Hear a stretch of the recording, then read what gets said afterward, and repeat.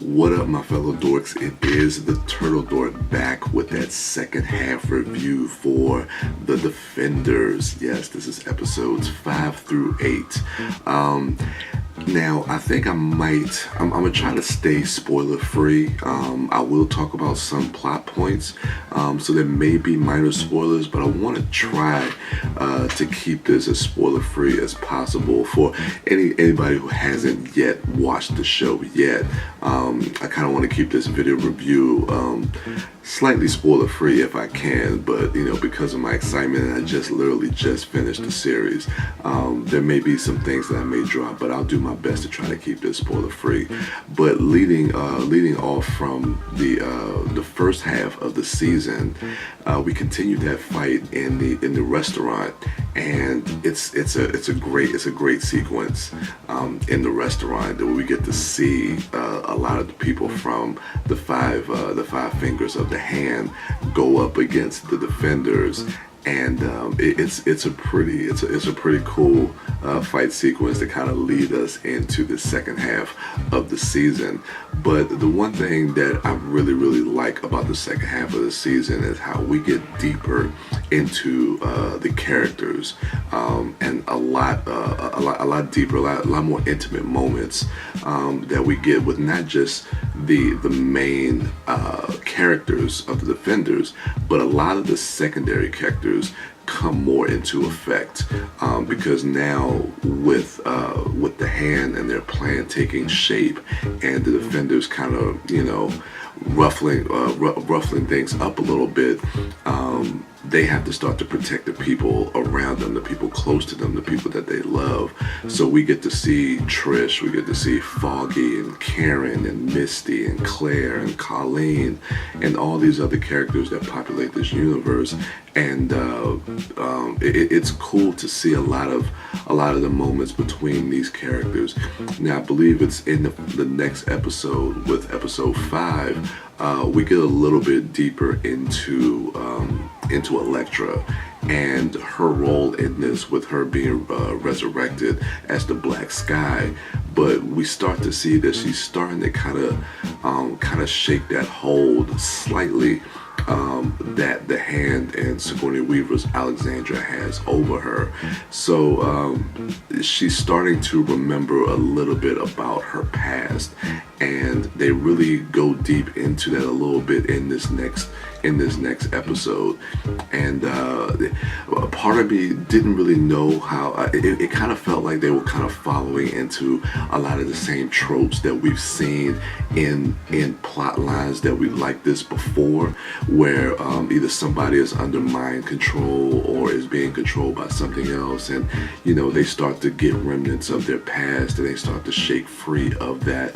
And it just kind of felt like we were kind of going in familiar territory. But I will say that in this series, my fears of that happening were kind of alleviated, because ultimately I liked where this ended up. I liked the progression of these type of plot devices and these kind of tropes, these familiar tropes that we've seen before. But going back to a lot of the character development and these more intimate moments, there's some great moments with Colleen Wing. We get to learn a little bit more about her character, and her and Claire Temple have a great moment at the police station in Harlem. There's some great moments between Foggy and Karen, and Karen has some really good moments as well. And then also we learn more about the plan that the hand has for Danny Rand, and we learn a little bit more about Danny Rand being the key to their whole plan. And we get to a point where the defenders now have to try to protect Danny, instead of kind of working with him to go after him and try to stop the Hand, realizing now that they need Danny, they need the Iron Fist. So the best course of action now is to kind of just protect him and kind of lay low and keep him safeguarded away from them so they can't get to him. But of course, Danny and his whole mission is to stop the Hand. He kind of goes against that, and so there's some friction there between the rest of the defenders with Danny. And then we also get to see how Stick plays into that as well.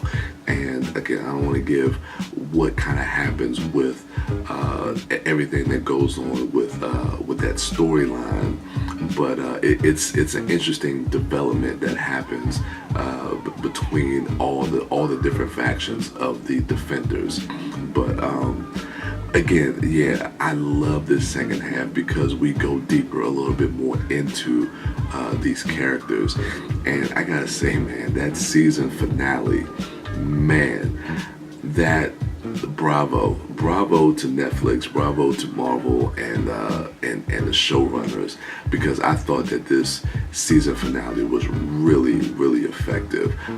The way that they just kind of ramp up the tension, they ramp up the stakes. It's a great build to the climax. The final fight sequence is absolutely phenomenal. All I gotta say is, Wu-Tang, protect your neck. Protect your neck, mouth dork. Anyway, but it was an absolutely fantastic season finale, and surprisingly deeply emotional. Because we've been following these characters not just for this season of the Defenders, but with the last 4 or 5 seasons that they've been that this all has been kind of culminating and building up to. The last half an hour of that season finale, it really has an emotional wallop with a lot of the things that happen, and there's some really poignant and really heartfelt wrap-ups in that season finale as well. Like I said, there's a lot of stuff that you would think would kind of get left by the wayside, but they never leave any stone unturned. They never leave any storyline left not feeling complete. So I'll leave it at that. I appreciated a lot of the wrap-ups, even with the smaller characters and the main characters, and characters that we haven't seen for a while, or that haven't seen each other and really have kind of been able to kind of talk things through and work things out. So yeah, man, I guess that's all I gotta say about the Defenders. I had a blast watching this series over the weekend. It was absolutely phenomenal. I thought it was a lot of fun. I thought it definitely built upon what they have already established in the original series, the original shows. And I look forward to seeing what comes next. I know we got the Punisher next. I really, really hope that we get to see these characters together again, because they have great chemistry. And so I hope we get a season 2 of the Defenders. Where it could go, I'm not sure, but I'm along for the ride. And yeah, so looking forward to the next individual seasons for all these characters. Looking forward to the Punisher. Looking forward to maybe some team-ups between these. Who knows? Maybe we'll get a Heroes for Hire series. They kind of play with that a little bit in this. So who knows what we'll get? But it's been a good run so far. So I guess now with the series ending with a score, I'm feeling good about this. Right now, it's an A. It's an A. So I'm gonna give it a straight 90. We give this a 90 out of 100. I really dug Defenders. Dug this series a lot. So yeah, if you finished the series, go ahead and let me know what you thought in the comments below.